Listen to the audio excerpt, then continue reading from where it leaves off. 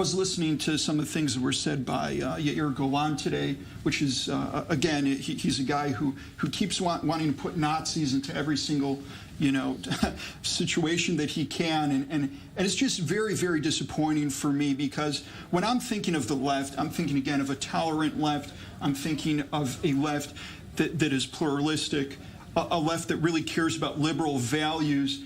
And really, I'll tell you something that I noticed that did remind me, actually, of Germany from the 1930s. That was part of your campaign, in which you had a hotline in which people were supposed to call and report people who were doing religious activity in public places. So, I'm saying maybe we should go ahead and, instead of trying to find all these things that don't exist within Israeli politics, maybe it's time for the left to wonder why it is they were not able to win this election, why they were not able to oust Netanyahu, and go ahead and really look inside and ask why it is that they're finding all of these external things. First of all, I think that Yemina and Ayelet Shaked and Naftali Bennett didn't do so well in the last two elections, so I'm not sure that we need to. There's two big parties, and I'm not sure we could find the different, let's say, results of the election. We could say that's the reason that the left is doing better or the right is doing better. I think that we have racism in Israel.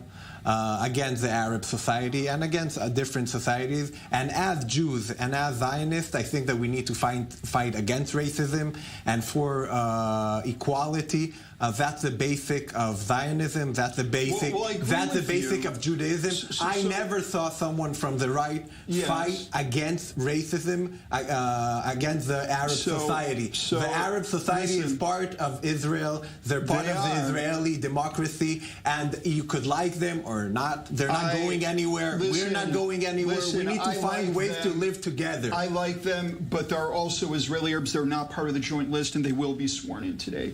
And after we're done here in the studios, I'm going to go to my friend Ali, who's a city council member in Abu Ghosh. No, I don't want to hear about Abu Ghosh. Because you need to understand that what the joint list is doing is not representing their people. They're representing the people. And I am telling you that the hotline that your party ran, it was your party that ran that, you cannot even defend it. 2 weeks ago. You are a God-fearing person. You cannot defend it. 2 weeks ago. Maybe you can explain to me, what is it that reminds him of Nazi Germany? Please tell me, what is Golan saying? I don't think that you need to talk about Nazis and Germany. So tell Yair Golan. And I don't like that. Well, at least we can agree on that. I think that racism and that your party wanted to put in the Knesset, together with the Prime Minister, the Kahanistim, and Itamar they were not on our party list. They were not on our party list. I listened to Shaked. Yes. She said that they suggested them the number 4 and 8 in their party and in their living room. No, not in our party. There's a picture of the murder Baruch Goldstein. So you could not compare it to Nazism, but you could compare it to racism. And that's not Judaism. Yair Golan is being sworn in today as a Knesset member, and he's talking about Itamar Ben-Gvir, and that the Prime Minister Netanyahu and Ayelet Shaked wanted to put in the Knesset Itamar Ben-Gvir, the Kahanist, the racist person, that in his living room you have a picture of the murderer, the mass murderer, Baruch Goldstein. So if we want to talk about extremes, they are in both sides. So you're going to talk about people who are not elected to Knesset. That's what you're going to talk about Shaked and Netanyahu that worked hard to put Itamar Ben-Gvir in the Knesset. Did not work to put. We ran on a list of 3 parties. Yeah. There was no effort to add them into any of our parties. A big effort. No. They have their own party. Listen, they have their own party. But you agree to run in one block, party. There's a much bigger difference between running as a bloc and running as part of the same party.